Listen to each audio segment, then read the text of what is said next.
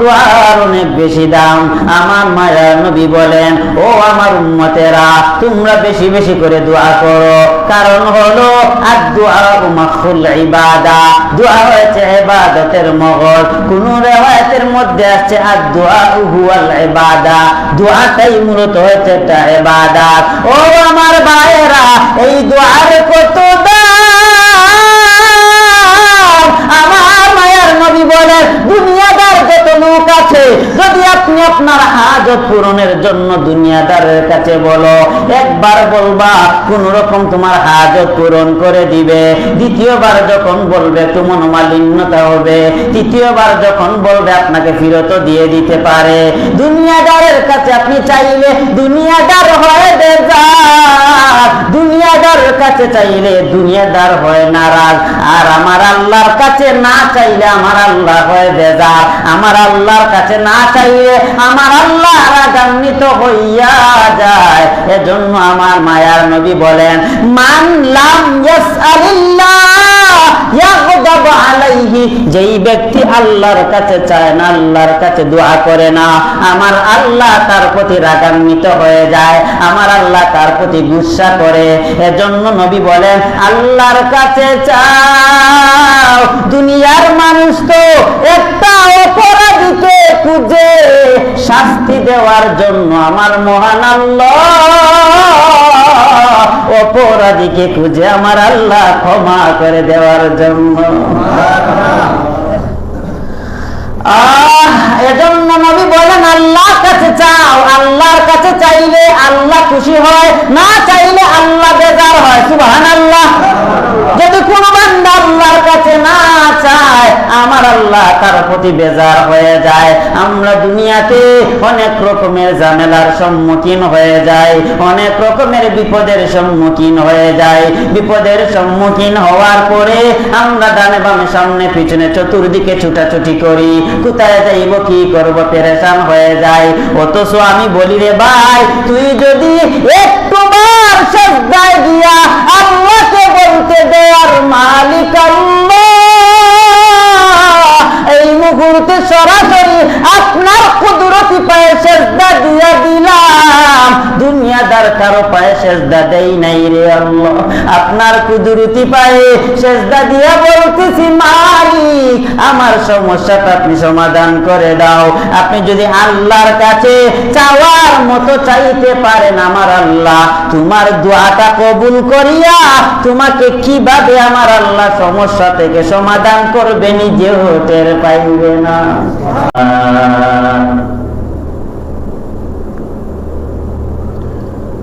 আম্মা বা'দু ফায়া আইয়ুহাল হাযিরুন,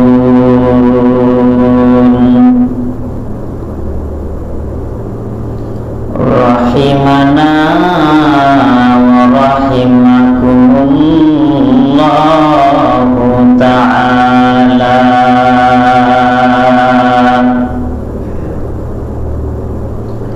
فقد قال الله تعالى في كلامه المجيد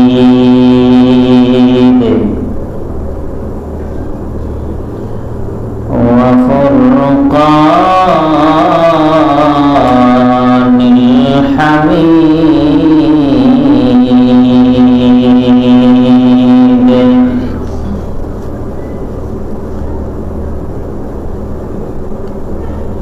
أعوذ بالله من الشيطان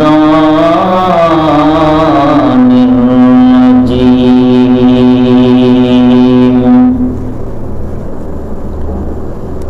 بسم الله الرحمن الرحيم.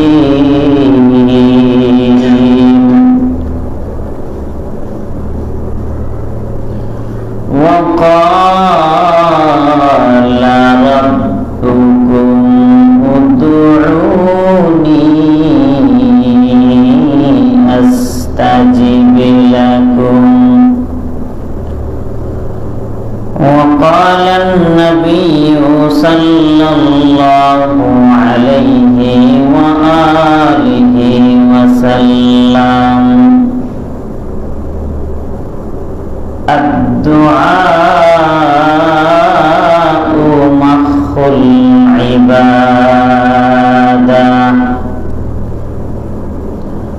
أو كما قال النبي عليه الصلاة والسلام.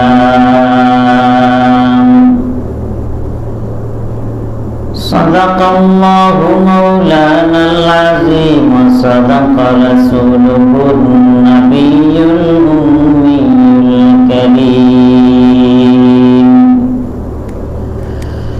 ونحن على ذلك لمن الشاهدين والشاكرين والذاكرين،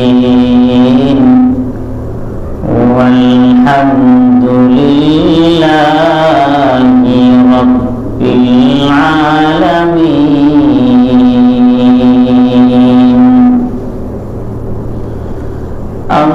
اللهم صل على محمد عدد ما في علم الله،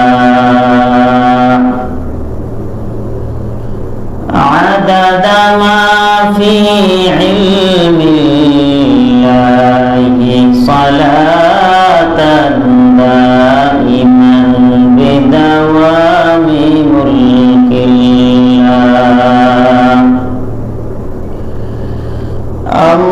اللهم صل على محمد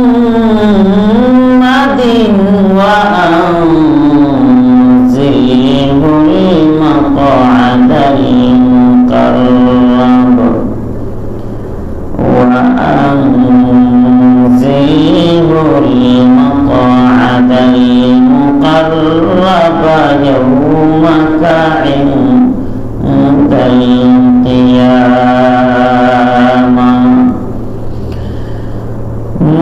محمد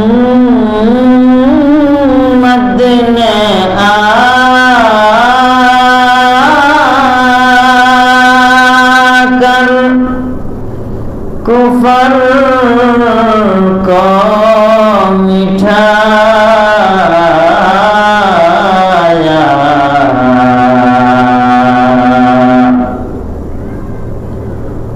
कुफर को मिठाकर सदाकत बताया, कुफर को मिठाकर सदाकत बताया। अल्हम्दुलिल्लाह, अल्लाह रब्बुल आलामीन दरबारे শুকরিয়া আদায় করি যে আল্লাহ রব্বুল আলামিন আমাদেরকে জুমার দিনে আল্লাহর ঘর মসজিদের মধ্যে সর্বপ্রথম আসার বসার তৌফিক দান করিলেন। এজন্য আমরা সবাই জুড়ে সুরে আওয়াজ করে কালিমাতুশ শুকর আদায় করি আলহামদুলিল্লাহ। বর্তমান মাস রজব মাস।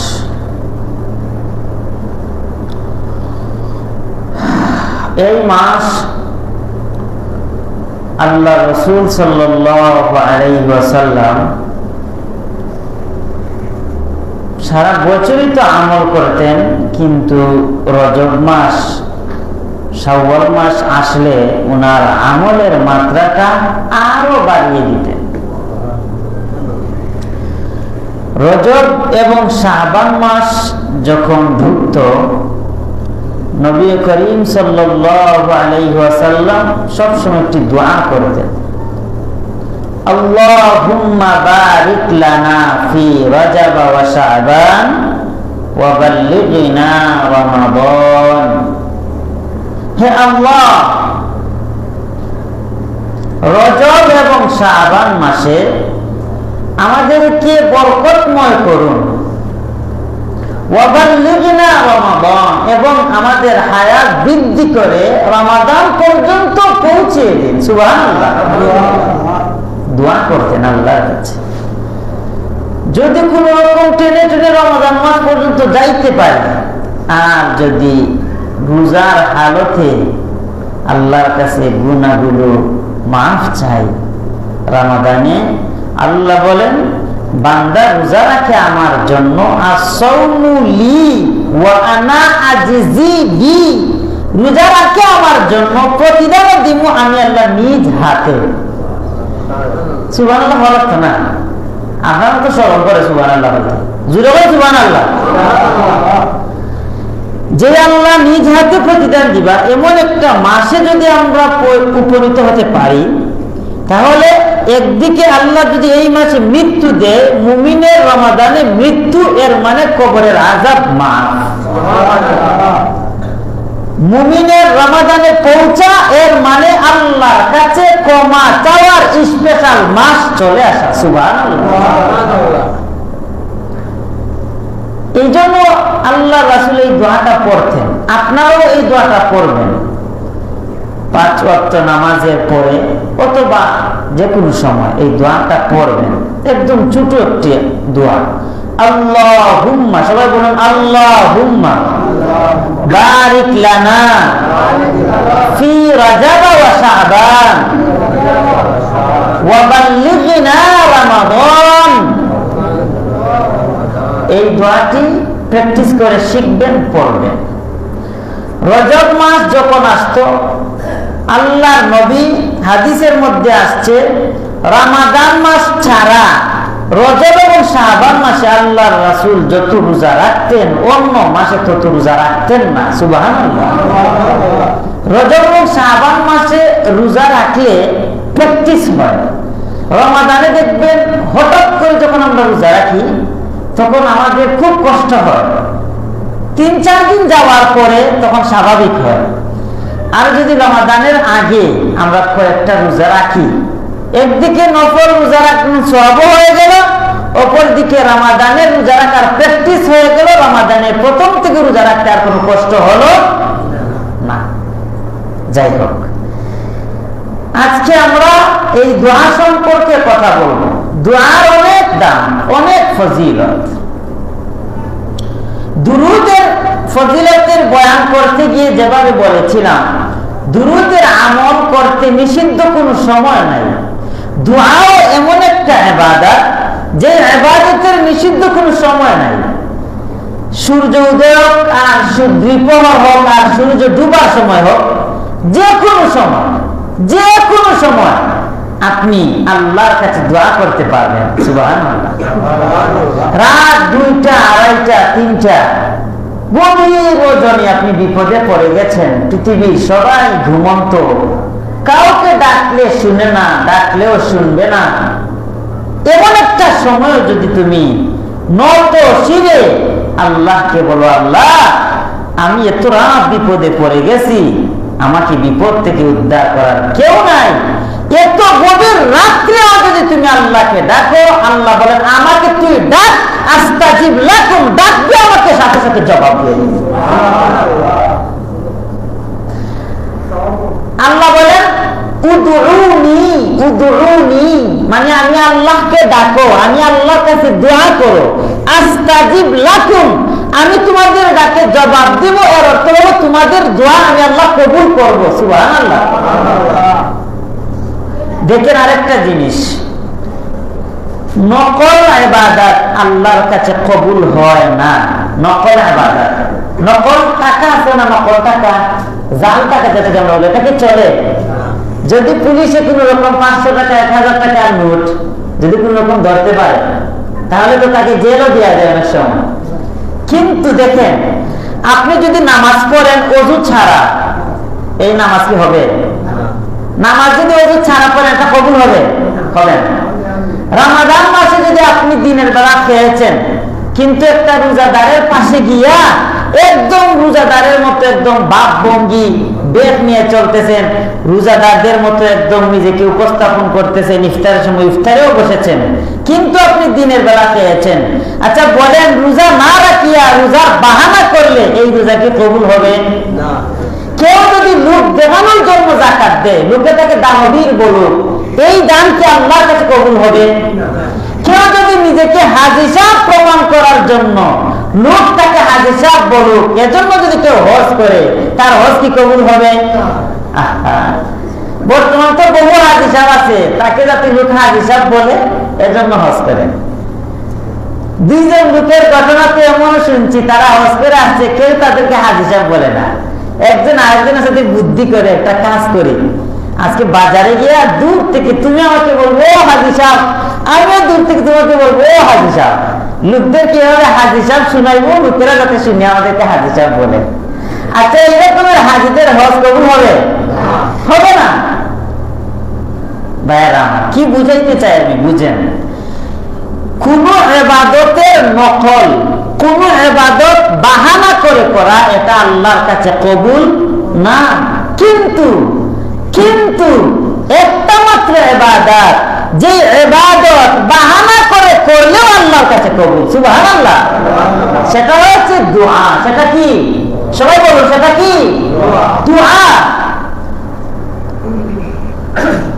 ভালো করে বুঝেন, আমার কথাগুলো খেয়াল করে বুঝার চেষ্টা করেন। দোয়া এত বড় একটা ইবাদত, এত বড় একটা মাহাত্ম্যপূর্ণ ইবাদত। আমার মায়া নবী বলেন, দোয়াটাই হয়েছে ইবাদত। একটা মানুষ অনেক মেহনত করে, অনেক শ্রম দিয়া, অনেক কষ্ট দিয়া একটা মনে করেন ফসলের পিছনে সে সময় ব্যয় করলো, এক পর্যায়ে যখন ফসলটাকে ফল দিয়া দিল, এই ফলটা যদি সে না আনে, তার মেহনতটা বৃথা চলে গেল।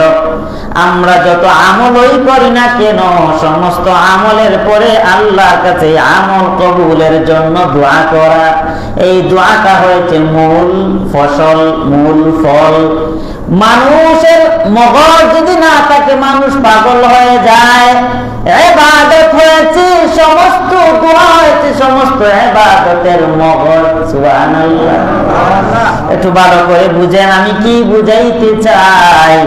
কোন ইবাদতের মধ্যে নকল জায়েজ নয়, কিন্তু দুআর মধ্যে নকলও জায়েজ। যেমন তুমি হাত তুললা, হাত তুলিয়ে তুমি আল্লাহর কাছে চোখ দিয়ে পানি আসতেছে না, আল্লাহর কাছে চোখ দিয়ে পানি না আসার পরেও আল্লাহকে তুমি অনেক আনায়া বিনায়া, তোমার চোখ দিয়ে পানি আসতেছে না, কিন্তু চোখ দিয়ে পানি আসার জন্য চেষ্টা করতেছো, বাহানা করতেছো। তোমার চোখ দিয়ে পানি আসে না, কিন্তু পানি আসার জন্য অনেক চেষ্টা করতেছো, বাহানা করতেছো। আমার নবী বলেন, আমার উম্মতের চোখ দিয়ে পানি আসে না, কিন্তু চোখ দিয়ে পানি আনার জন্য যে সে যে বাহানা করতেছে, এই বাহানাটাও করার কারণে আমার আল্লাহ তার দোয়া কবুল করে নিবে। বলেন সুবহানাল্লাহ। যদি তুমি বাহানা করো, হাত তুলছো, চোখ দিয়ে পানি আসে না, কিন্তু তুমি কান্নার বাহানা করতেছো। দুনিয়ার লাইনেও দেখেন, একটা ছোট্ট বাচ্চা যখন মায়ের কাছে মজা চায় অথবা টাকা চায়, মা বাবার কাছে মজা চাওয়ার পরে, টাকা চাওয়ার পরে মা বাবা বলে, এই মুহূর্তে মজা দেওয়া যাবে না, একটু আগেই তো মজা খাইলা, এখন টাকা দেওয়া যাবে না, একটু আগেই তো টাকা নিলা। যখন মা বাবা বলে এই মুহূর্তে মজা দেওয়া যাবে না, ঠিক তখনই দেখবেন একটা ছোট্ট বাচ্চা কান্নার বাহানা করে, তার চোখ দিয়ে পানি আসে নাই, কিন্তু এমন ভাবে বাপ ভঙ্গি নেয় যেমন সে কান্না করা শুরু করে দিয়েছে, এখনো চোখ দিয়ে পানি আসে না, মুহূর্তের ভিতরে কান্নার বাহানাটা করে ফেললো। এমনিতেই মা বলে, আচ্ছা আচ্ছা থাম থাম, তোকে মজা দিচ্ছি, টাকা দিচ্ছি। মজা এবং টাকা হাতে পাওয়ার সাথে সাথেই তার মুখ থেকে আবার কান্নার বাহানাটাও চলে যায়, চোখ দিয়ে একটু পানিও আসে না। একটা ছোট বাচ্চা চোখ দিয়ে পানি আসে না, কিন্তু বাহানা করার কারণে তার মা, তার বাবা তার সমস্ত দায়িত্ব পালন করে নেয়, তার চাহিদাটা পূরণ করে দেয়। আর আমার আল্লাহ বলেন, ও দুনিয়ার মানুষ, আমি আল্লাহ তো তোর মায়ের কাছে তোর বাবার থেকে বেশি ভালোবাসি। তোর মা তোর বাবা যতটুকু ভালোবাসে আমি আল্লাহ তার থেকে 100 গুণ বেশি ভালোবাসি। আমি আল্লাহর কাছে যখন তুই চাইবি তোর চোখ দিয়ে পানি আসে না, কিন্তু তুই হাত তুলিয়া চোখ দিয়ে পানি আসার জন্য বাহানা করতেছ। একটা ছোট বাচ্চা বাহানা করে তার মা বাবার কাছ থেকে যদি তার চাহিদা মিটাতে পারে, তুই তো আমার গোলাম, আমি আল্লাহ তোকে বড় আদর করে বানাইলাম। আমি আল্লাহর মা নাই, আমি আল্লাহর বাবা নাই, আমি আল্লাহর সন্তান সন্ততি নাই, আমি আল্লাহর কেউ নাই, আমি আল্লাহ বড় আদর করে বানাইলাম মানুষ। আমার বান্দা যখন আমি আল্লাহকে ডাক দে, আমি আল্লাহর কুদরতি অন্তরে বড় মায়া লেগে যায়, আমি আল্লাহর কুদরতি অন্তরে বড় জোশ লেগে যায়। ওরে বান্দা, ওরে গোলাম, তুই যখন নাকি আমি আল্লাহর কাছে হাত তুলিয়া কান্না আসে না, কিন্তু কান্নার বাহানা করো, এই কান্নার বাহানাও করার কারণে তুই আমি আল্লাহর কাছে যা চাইবি আমি আল্লাহ তা কবুল করে নিব। এজন্য দোয়া এত বড় একটা ইবাদত, যে ইবাদতের মধ্যে নকল জায়েজ, যে ইবাদতের মধ্যে বাহানা করলেও সওয়াব লেখা হয়। সুবহানাল্লাহ। এজন্য কেউ যদি তোমার পাশে যদি কেউ হাত তুলিয়া কান্নার বাহানা করে, তাকে নিয়ে কখনো ট্রল করবা না, তার কাছে আগায়া যাও, গিয়া বলো বাইরে আমার চোখ দিয়ে পানি আসে না, আমাকেও তুই একটু দোয়া দিয়া দে।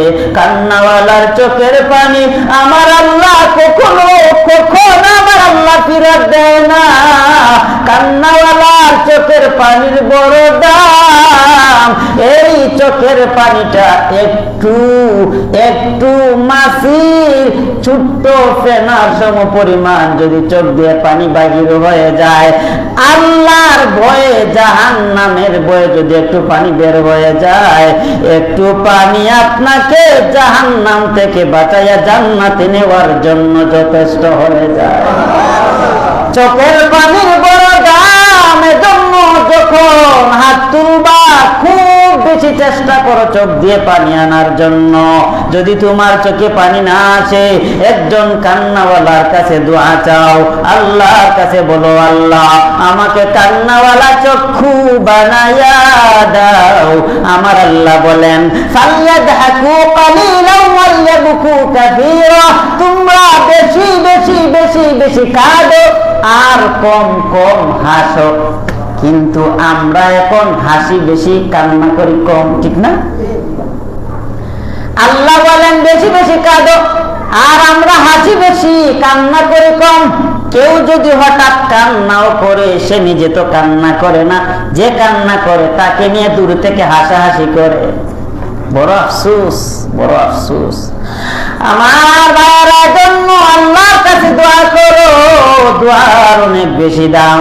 আমার মায়ার নবী বলেন, ও আমার উম্মতেরা, তোমরা বেশি বেশি করে দোয়া করো, কারণ হলো আদ-দুআউ মাখফুল ইবাদা, দোয়া হয়েছে ইবাদতের মগজ। কোন রিওয়ায়াতের মধ্যে আছে আদ-দুআউ হুয়াল ইবাদা, দোয়াটাই মূলত হচ্ছে একটা ইবাদত। ও আমার ভাইয়েরা, এই দোয়ার কত আমার মায়ার নবী বলেন, দুনিয়াদার যত লোক আছে, যদি আপনি আপনার হাজত পূরণের জন্য দুনিয়াদারের কাছে বলো, একবার বলবা কোন রকম তোমার হাজত পূরণ করে দিবে, দ্বিতীয়বার যখন বলবে একটু মনোমালিন্যতা হবে, তৃতীয়বার যখন বলবে আপনাকে ফিরত দিয়ে দিতে পারে। দুনিয়াদারের কাছে আপনি চাইলে দুনিয়াদার হয়ে যায়, দুনিয়াদারের কাছে চাইলে দুনিয়াদার হয় নারাজ, আর আমার আল্লাহর কাছে না চাইলে আমার আল্লাহ হয় বেজার। আমার আল্লাহর কাছে না চাইলে আমার আল্লাহ রাগান্বিত হইয়া যায়। এজন্য আমার মায়ার নবী বলেন, মান লাম ইয়াসআলিল্লাহ ইয়াগদাব আলাইহি, যেই ব্যক্তি আল্লাহর কাছে চায় না, আল্লাহর কাছে দোয়া করে না, আমার আল্লাহ তার প্রতি রাগান্বিত হয়ে যায়, আমার আল্লাহ তার প্রতি গুসা করে। এজন্য নবী বলেন, আল্লাহর কাছে চাও। দুনিয়ার মানুষ তো এক দেওয়ার জন্য আমার মহান আল্লাহ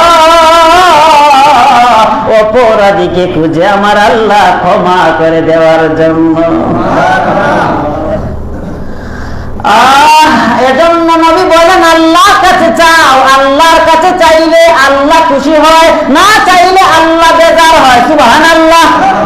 যদি কোনো বান্দা আল্লাহর কাছে না চায় আমার আল্লাহ তার প্রতি বেজার হয়ে যায়। আমরা দুনিয়াতে অনেক রকমের ঝামেলার সম্মুখীন হয়ে যাই, অনেক রকমের বিপদের সম্মুখীন হয়ে যাই। বিপদের সম্মুখীন হওয়ার পরে আমরা ডানে বামে সামনে পিছনে চতুর্দিকে ছুটাছুটি করি, কোথায় যাইব কি করব পেরেশান হয়ে যায়। অথচ আমি বলি রে ভাই, তুই যদি একটুবার সিজদায় গিয়া আল্লাহকে বলতে দেওয়ার মালিক আল্লাহ,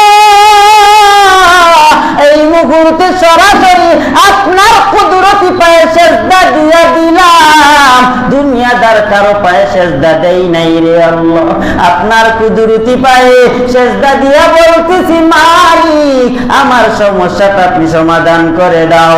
আপনি যদি আল্লাহর কাছে চাওয়ার মতো চাইতে পারেন আমার আল্লাহ তোমার দোয়াটা কবুল করিয়া তোমাকে কিভাবে আমার আল্লাহ সমস্যা থেকে সমাধান করবে নিজেও টের পাইবে না। এজন্য আমার ভাইরা আল্লাহর কাছে দোয়া করতে হবে, সব সময় আল্লাহর কাছে দোয়া করতে হবে। দোয়ারও আবার কিছু বিশেষ সময় আছে, যেই সময় দোয়া করলে আল্লাহ দ্রুত কবুল করে নেয়। এর মধ্যে একটা সময় হলো তাহাজ্জুদের সময়। তাহাজ্জুদের সময় যখন দুনিয়াদার সবাই আরাম করে ঘুমায়, তখন যদি তুমি ঘুম থেকে উঠিয়া 4, 6, 8, 10, 12 রাকাত নামাজ পড়িয়া আমার আল্লাহকে বলো আল্লাহ দুনিয়াদার সবাই ঘুমায়, আমি না ঘুমাইয়া আরামের ঘুমটাকে হারাম করিয়া, আরামের বিছানাটাকে আরাম করিয়া ঠান্ডা পানি দেওয়া বানাইয়া ও আল্লাহ আপনার শাহী দরবারে আমি 2টা হাত পাতাইয়া দিলাম, আল্লাহ আমার সমস্যাটা সমাধান করে দাও।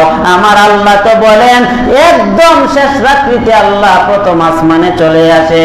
প্রথম আসমানে আসে আমার আল্লাহ ডাক দে আর বলে এমন কেউ আছো কি যে আমার কাছে রিজিক চাইবে আমি রিজিক দিয়া দিব? এমন কেউ আছো কি যে আমার কাছে অসুস্থতার জন্য সুস্থতা চাইবে আমি আল্লাহ তাকে সুস্থ করে দিব? এমন কেউ আছো কি গুনাহের জন্য ক্ষমা চাইবে আমি আল্লাহ ক্ষমা করে দিব? এমন কি আল্লাহ ফেরেশতাদেরকে বলে ও ফেরেশতারা যাও, শেষ রাত্রিতে আমার আল্লাহ ফেরেশতাদেরকে পাঠাইয়া দেয়, রিজিক দিয়ে পাঠাইয়া দেয়। আর ফেরেশতাদেরকে বলে ও ফেরেশতারা আমার বান্দাদের ঘরে ঘরে চলে যাও, আমার বান্দার ঘরে ঘরে গিয়া যে ব্যক্তি রিজিক চায় তাকে রিজিক দিয়ে আসবা, যে ব্যক্তি গুনাহের জন্য ক্ষমা চায় আমি আল্লাহর পক্ষ থেকে ক্ষমার ঘোষণা করে দিবা, যে ব্যক্তি অসুস্থতার জন্য সুস্থতা চায় আমি আল্লাহর পক্ষ থেকে সুস্থতার ঘোষণা করে দিবা। আল্লাহর পক্ষ থেকে ফেরেশতারা যখন চলে আসে, ফেরেশতারা আসার পরে প্রত্যেকের ঘরে ঘরে ঘরে ঘরে ঘরে ঘরে বিচরণ করে, দেখা যায় আল্লাহ যে পরিমাণ রিজিক দিয়েছেন এই রিজিক চানেওয়ালার মতো বান্দারা সজাগ নেই। আল্লাহর কাছে দোয়া করে না, নামাজ পড়ে না, আল্লাহর কাছে চায় না। এবার ফেরেশতারা আবার আল্লাহকে আরজি করে ও দয়ার মালিক আল্লাহ আপনি যে পরিমাণ রিজিক দিয়েছেন বন্টন করার জন্য আপনার দেনেওয়ালার মতো এই চাহিদা অনুযায়ী তো কেউ আপনার কাছে রিজিক চায় না, এবার কি করতে পারি? আমার আল্লাহ ডাক দিয়ে বলে ও ফেরেশতাদের দল আমি আল্লাহর তবিয়ত হলো যেই জিনিসটা আমি আল্লাহ দিয়া দেই সেই জিনিসটা আমি আর ফেরত নেই না। যেহেতু আমি আল্লাহ রিজিক দিয়া দিলাম আমার বান্দারও রিজিক চায় না, তাহলে এই রিজিকটা এখন তোমরা পাহাড়ের মধ্যে ফেলে আসো, এখন তোমরা সাগরের মধ্যে ফেলে আসো। ও আমার ভাইয়েরা ভালো করে কথাগুলো বুঝার চেষ্টা করেন। যখন ফেরেশতারা পাহাড়ের মধ্যে সাগরের মধ্যে ফেলে আসে, এজন্য দেখবেন যখন পাহাড় খনন করা হয় পাহাড়ের মধ্যে বেশি বেশি পাথর পাওয়া যায়, যখন পাহাড় খনন করা হয় পাহাড়ের মধ্যে স্বর্ণ পাওয়া যায়। যতই সাগরের নিচে যাওয়া যায় ততই সাগর সাগরের নিচ থেকে মণিমুক্তা পাওয়া যায়। এর কারণটা কি? কিছুদিন আগে অনেকটা সিলেট একটা মাহফিলের মধ্যে একদম ইন্ডিয়ার বর্ডারের পাশ দিয়া, একদম পাহাড়ের পাশ দিয়া গাড়ি দিয়ে যাচ্ছি। গাড়ির ভিতরের দিকে আমি তাকাইয়া দেখি পাহাড়ের ভিতরে পাথর পাথর পাথর। সাথে সাথে আমার এই কথাটা মনে পড়ে গেল, এই পাহাড়ের মধ্যেই তো ফেরেশতারা রিজিকটা ফেলে দেয়, সাগরের মধ্যেই তো ফেরেশতারা রিজিকটা ফেলে দেয়। এজন্যই সাগরের মধ্যে মণিমুক্তা পাওয়া যায়, পাহাড়ের মধ্যে স্বর্ণ পাওয়া যায়। ও আমার ভাইয়েরা, যখন নাকি আমরা চাই না তখন এই রিজিকগুলা পাহাড়ে যায়, সাগরে যায়। এজন্য তাহাজ্জুদের সময় উঠো, ঘুম থেকে উঠিয়া আল্লাহকে বলো, দয়ার মালিক, দুনিয়ার সবাই ঘুমায়, আমি আল্লাহ না ঘুমাই আপনার কাছে চাইতেছি। আমি অসুস্থ, আমাকে সুস্থ করে দাও। আমি রিজিক চাই, আমাকে রিজিক দিয়ে দাও। আমি গুনাহগার, আমাকে ক্ষমা করে দাও। আমি পেরেশানিতে আছি, আমার পেরেশানিটা মুক্ত করে দাও। আপনি যদি তাহাজ্জুদের মুসাল্লায় বসিয়া আমার আল্লাহর কাছে চাওয়াটা যদি চাওয়ার মতো হয়, তাহাজ্জুদের দোয়া আমার আল্লাহ দ্রুত কবুল করে নেন। ভাইরা আমার, তাহলে এক নাম্বার পাইলেন, তাহাজ্জুদের দোয়া আল্লাহ দ্রুত কবুল করে। দুই নাম্বার, যদি কোন রোজাদার ব্যক্তি রোজা রাখিয়া সামনে ইফতার নিয়ে দোয়া করে, আল্লাহ এই দোয়াটা দ্রুত কবুল করে নেয়। আমরা যখন সামনে ইফতার সামনে নিয়ে যখন আমরা বসে থাকি, দোয়া করি, জিকির আজকার করি, আল্লাহর বড় মজা লাগে, বড় সুন্দর লাগে। আল্লাহ ফেরেশতাদেরকে বলে, ও ফেরেশতারা, আমার বান্দার সামনে খানা থাকার পরেও কিসের জন্য খায় না? একটু বলেন তো, আল্লাহ জানে কি জানে না? আল্লাহ জানে, তারপরেও কিসের জন্য ফেরেশতাদেরকে জিগায়? এর একটাই কারণ, বান্দার প্রশংসা ফেরেশতাদের জবান থেকে শুনতে আমার আল্লাহর বড় ভালো লাগে। ফেরেশতারা বলে, আল্লাহ আপনার বান্দারা রোজা রেখেছে আপনাকে রাজি এবং খুশি করার জন্য। একটা নির্দিষ্ট সময় পর্যন্ত তারা এভাবে খানা দানা করবে না, পানি পান করবে না। নির্দিষ্ট সময় হওয়ার পরে তারা পান করবে। আমার আল্লাহ বলে, ও ফেরেশতাদের দল, এর মাধ্যমে আমার বান্দার উদ্দেশ্যটা কি? আমার বান্দা কি চায়? খানা সামনে থাকার পরেও খায় না। এর মাধ্যমে আমার বান্দার মতলবটা কি? ফেরেশতারা বলে, আল্লাহ আপনার বান্দারা জাহান্নাম থেকে বাঁচতে চায়, আপনার বান্দারা জান্নাতের মেহমান হতে চায়। এবার আল্লাহ প্রশ্ন করেন, ফেরেশতারা আমার বান্দারা কি জাহান্নাম দেখছে নাকি? এবার ফেরেশতারা বলে, আল্লাহ না না, আপনার বান্দারা জাহান্নাম দেখে নাই। যদি জাহান্নাম দেখতো তাহলে কি হইতো? এবার ফেরেশতারা বলে, আল্লাহ যদি তারা জাহান্নাম সচক্ষে দেখতো তাহলে জাহান্নাম থেকে বাঁচার জন্য পাগলের মতো হয়ে যাইতো, বেশি বেশি করে আপনার কাছে জাহান্নাম থেকে বাঁচার জন্য পানা চাইতো। ও ফেরেশতারা, আমার বান্দারা জান্নাতের পাগল, আমার বান্দারা কি জান্নাত দেখছে নাকি? এবার ফেরেশতারা বলে, আল্লাহ না না, আপনার বান্দারা জান্নাত দেখে নাই। যদি জান্নাত দেখতো তাহলে কি হইতো? ও আল্লাহ, যদি জান্নাত দেখতো জান্নাতের জন্য আরো পাগল হয়ে যাইতো, আরো বেশি বেশি করে জান্নাতের জন্য দোয়া করতো। এবার আল্লাহ বলে, ও ফেরেশতাদের দল, আমার যেই বান্দারা জাহান্নাম না দেখিয়া জাহান্নাম থেকে বাঁচতে চায়, আমার যেই বান্দারা জান্নাত না দেখিয়া জান্নাতের পাগল হয়ে যায়, খাওয়া সামনে থাকার পরেও খায় না, আমি তোমাদেরকে সাক্ষী রাখিয়া আমার বান্দাদেরকে জাহান্নামের খাতা থেকে নাম কাটিয়া জান্নাতের খাতায় নাম উঠাইয়া দিলাম। ও আমার ভাইরা, সামনে ইফতার নিয়ে দোয়া করো, এই দোয়াটা আল্লাহর কাছে কবুল হইয়া যায়। এরপরে দেখেন আজকে জুমাবার দিন, জুমাবার দিনে বিশেষ একটা সময় আছে যেই সময় দোয়া করলে দোয়া কবুল হয়ে যায়। মুফাসসিরিনে কেরাম কেউ কেউ বলেন খতিব সাহেব যখন দাঁড়াইয়া খুতবা দেয়, একটা খুতবা দিয়ে যখন বসে আর একটা খুতবা দেওয়ার জন্য যখন দাঁড়ায়, এই যে মধ্যখানে অল্প সময় থাকে, ওই অল্প সময়ে কোনো বান্দা যদি মনে মনে আল্লাহর কাছে কিছু চায়, এই দোয়াটা আল্লাহ কবুল করে নেয়। আবার কেউ কেউ বলে আসরের পরে দোয়া করলে ওই দোয়াটা কবুল হয়। আবার কেউ কেউ বলে মাগরিবের সন্নিকটে সময়ে যখন সূর্যটা অস্ত যায় তখনই যদি দোয়া করে আমার আল্লাহ দোয়াটা কবুল করে নেয়। ও আমার ভাইয়েরা, জুমাবার দিনের দোয়া কবুল হয়। রমাদান মাসে যদি দোয়া করা যায়, রমাদান মাসের দোয়া কবুল হয়। যদি কোরআন তেলাওয়াত করে দোয়া করা যায়, এই দোয়াটা আল্লাহর কাছে কবুল হয়।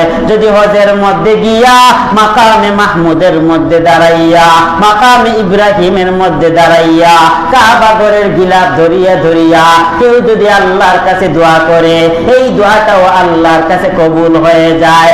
এরপরে মুফাসসিরিনে কেরাম বলেন যখন নাকি রহমতের বৃষ্টি হয়, বৃষ্টির নিচে দাঁড়াইয়া কেউ যদি আল্লাহর কাছে দোয়া করে, তখনই আল্লাহ দোয়াটা কবুল করে নেয়। কারণ হলো আল্লাহকে তখন বলবা আল্লাহ এই যে বৃষ্টিটা পড়তেছে এটা সরাসরি আপনার কুদরত, দুনিয়াদার কেউ এরকম সিস্টেমে বৃষ্টি দিতে পারবে না, এটা সরাসরি আপনার কারিশমা, এটা সরাসরি আপনার কুদরত। ও আল্লাহ, আপনার কুদরতি বৃষ্টির নিচে দাঁড়াইয়া আপনার কাছে দোয়া করতেছি আমার এই এই হাজত পূরণ করে দাও। যদি বৃষ্টির নিচে দাঁড়াইয়া আল্লাহর কাছে দোয়া করতে পারো, আমার মায়ার নবী বলেন এই দোয়াটাও কবুল হয়ে যাবে। ও আমার ভাইয়েরা, এই হলো দোয়া কবুলের সময়। অনেকগুলো আছে, সব বলার দরকার নাই। এবার বুঝো কাদের দোয়া থেকে আল্লাহর কাছে সব সময় পানা চাইবে। যাদের বদদোয়া নেওয়া যাবে না, মা বাবার বদদোয়া নেওয়া যাবে না, এতিমের বদদোয়া নেওয়া যাবে না, মাজলুমের বদদোয়া নেওয়া যাবে না, মুসাফির ব্যক্তির বদদোয়া নেওয়া যাবে না, তাদের বেশি বেশি করে দোয়া নিতে হবে। যারা মা বাবাকে কষ্ট দেয় তারা যদি আল্লাহর কাছে জীবন ভর দোয়া করে, তার দোয়া আল্লাহ কবুল করবে না। কিন্তু মা বাবা যদি এই সন্তানের জন্য দোয়া দেয়, মা বাবার দোয়াটাও কবুল, মা বাবার বদদোয়াটাও আল্লাহর কাছে কবুল হয়ে যায়। এজন্য মা বাবার বদদোয়া নেওয়া যাবে না, মা বাবার দোয়া নিতে হবে। 2 নাম্বার, এতিম ব্যক্তির বদদোয়া নেওয়া যাবে না, এতিমের সব সময় ভালোবাসা নিতে হবে। একটা এতিম সন্তান যদি সামনে পাও, এই এতিম সন্তানের মাথাটা বুলাইয়া দিবা। কারণ আমার নবী ছিলেন এতিম, আমার নবী জন্মের আগে বাবা হারাইছে, জন্মে কিছু পরে আমার মায়ের নবী মাকে হারাইছে, এরপরে নবী আমার নার দাদাকেও হারাইছে, এক পর্যায়ে কলিজার টুকরা বিবিকেও হারাইছে। আমার নবীর মতো এতিম আর কেউ নাই। যখন নাকি উনি উনার ছোট্ট বেলায় মাঠের মধ্যে খেলা দেখতে যাইতেন, প্রত্যেকে সন্তানের বাবারা সন্ধ্যার সময় সন্তানকে নিয়ে যাইত, কিন্তু আমার নবীর বাবা আসতো না। মাকে প্রশ্ন করতো, মা সকলের বাবা আছে, আমার বাবা কিসের জন্য আসে না? আমার মায়ার নবীর মা ফুপিয়ে ফুপিয়ে কান্না করতেন আর আকাশের দিকে তাকাইতেন। আমার মায়ার নবী ছিলেন সবচেয়ে বড় এতিম, আমার মায়ার নবী ছিলেন এতিম।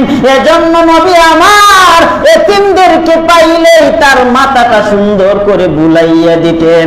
আপনারাও এতিমদেরকে সব সময় মাথা বুলাইয়া দিবেন। কখনো এতিমের সম্পদ কখনো হনন করবেন না, অন্যায় ভাবে তার সম্পদ নিজের পেটে ঢুকাইবেন না। আমার আল্লাহর বিধান, যারা এতিমের সম্পদ খায় সে যেন সরাসরি আগুন খাইলো, আগুন, জাহান্নামের আগুন। বলেন নাউজুবিল্লাহ। এজন্য এতিমের মাল কখনো কোনোভাবে ভক্ষণ করা যাবে না।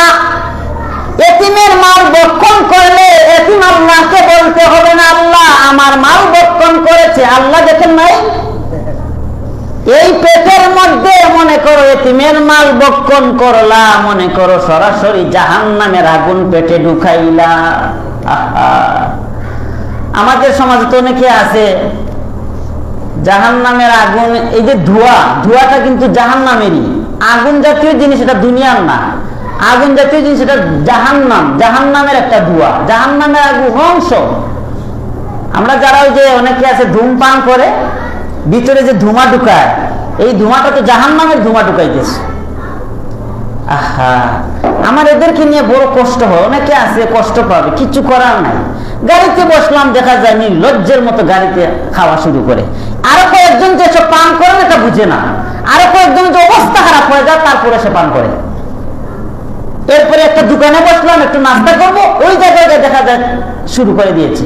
যতদিন আমার সামনে যে খেয়েছে সাথে সাথে ওনাকে আমি বুঝিয়ে ওনার হাত থেকে এটা ফেলে দিতে বাধ্য করেছি। মাথা ঘুরায়, মাথা ব্যথা করে, এত গন্ধ, মুখে গন্ধ, তের কাপড়ে গন্ধ, লঙ্গিতে গন্ধ, বিছানায় গন্ধ, ওর সারাটা বডির মধ্যে গন্ধ করে। কথা ঠিক না?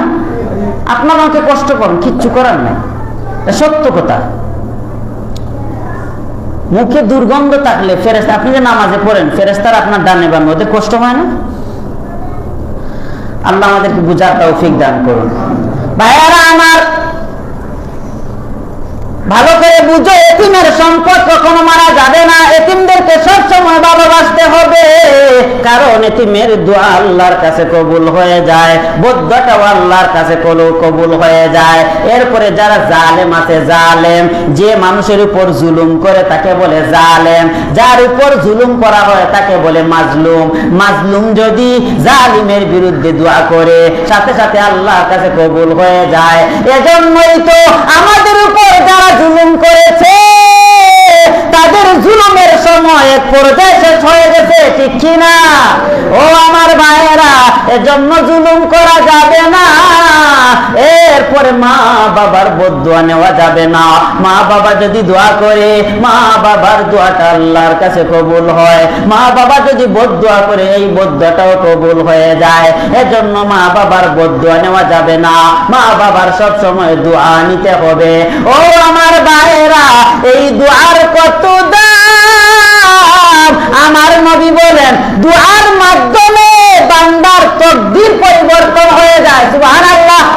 মনে করেন এই মুহূর্তে আপনি ঘর থেকে বাহির হয়েছেন, আপনার রাস্তাঘাটে কোনো একটা বিপদ আপনার তকদিরে লেখা, কিন্তু বাহির হওয়ার সময় আপনি যদি দোয়া করেন, ও দয়ার মালিক আল্লাহ, আপনার নামে আমি বাহির হইলাম, রাস্তাঘাটের বিপদ থেকে আপনি আমাদেরকে উদ্ধার করিও।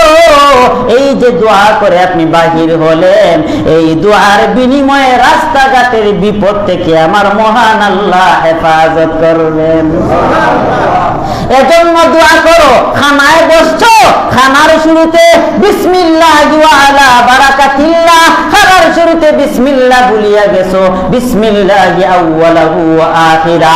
খানা শেষ করার পরে আলহামদুলিল্লাহিল্লাযী আত'আমানি ওয়া সাকানি ওয়া জাআলানি মিনাল মুসলিমিন। এরপরে যখন ঘুমের সময় ঘুমে যাইবা, আল্লাহুম্মা বিসমিকা আমুতু ওয়া আহইয়া। ও আল্লাহ, আপনার নামে মৃত্যুবরণ করলাম, আপনি যদি হায়াতে জিন্দেগিতে বাঁচাইয়া রাখেন তাহলে আবার জীবিত হইব, আপনি যদি এই ঘুমের ঘরে মৃত্যু দিয়া দাও তাহলে আর ঘুম থেকে উঠার কোনো সুযোগ নাই। এজন্য আল্লাহর কাছে দোয়া করা। এরপরে যখন ঘুম থেকে উঠলা, আলহামদুলিল্লাহিল্লাযী আহইয়ানা বা'দা মা আমাতানা ওয়া ইলাইহিন নুশুর। আল্লাহর কাছে দোয়া করো। বাথরুমে যখন ঢুকবা, আল্লাহুম্মা ইন্নী আউযু বিকা মিনাল খুবুসি ওয়াল খাবাইস। ভালো করে বুঝেন, খুবুস এবং খাবাইস দুইটা শয়তান, একটা হয়েছে খবিস আর একটা হয়েছে খবিসনি। এই দুইটা আমরা যখন বাথরুমে প্রবেশ করি, আমাদের লজ্জাস্থান নিয়ে খেলা করে, আমরা যখন দোয়া করে প্রবেশ করি, তখন আমাদেরকে আর কোনো ধরনের ষড়যন্ত্র করতে পারে না। এজন্য নবী বলেন, যখন তোমরা হাম্মামে প্রবেশ করবা, তখন তোমরা খবিস এবং খবিসনি নামক জিন্নাত থেকে আল্লাহর কাছে পানা চাইবা। এরপরে যখন বাহির হয়ে যাইবা, আলহামদুলিল্লাহিল্লাযী আযহাবা আন্নিল আযা ওয়া আফানি। আল্লাহর কাছে দোয়া করো। মসজিদে প্রবেশ করবা, আল্লাহুম্মা ইফতাহলি আবওয়াবা রাহমাতিক, মসজিদ থেকে বাহির হইবা, আল্লাহুম্মা ইন্নী আসআলুকা মিন ফাদলিক, এভাবে আল্লাহর কাছে দোয়া করো। যদি প্রত্যেকটা ঘাটে ঘাটে দোয়াটা চালায়া দাও, তোমার জীবনের জিম্মাদার হয়ে যাবেন আমার একমাত্র আল্লাহ। ভাইরা আমার, সময় শেষ। দোয়ার অনেক ফজিলত, আমরা বেশি বেশি দোয়া করতে হবে। এই বিষয়টা কেন নিলাম দেখেন, বর্তমানে রজব মাস, রজব পরে শাবান, তারপরে রমাদান। রমাদান অতি নিকটবর্তী। নবী সব সময় বলতেন আল্লাহুম্মা বারিক লানা ফি রজব ওয়া শাবান ওয়া বাল্লিগনা রমাদান। নবী দোয়া করতেন। এজন্য এই যে মাস, আমরা এখন থেকে দোয়া চালায়া যাই। এই দোয়াটা সবাই শিখি, সবাই পড়ি, বেশি বেশি করে এই দোয়াটা আমরা পড়তে শুরু করে দেই, তাহলে আমাদের জীবনের সফলতা আসবে। আমাদের ইবাদতের মূল মগজটাই হলো দোয়া। দোয়া বেশি বেশি করতে হবে। আমাদের সবাইকে আল্লাহ সুবহানাহু ওয়া তাআলা বেশি বেশি করে দোয়া করার তৌফিক দান করুন, বলেন আমিন। এখন যে বিষয়টা বলার,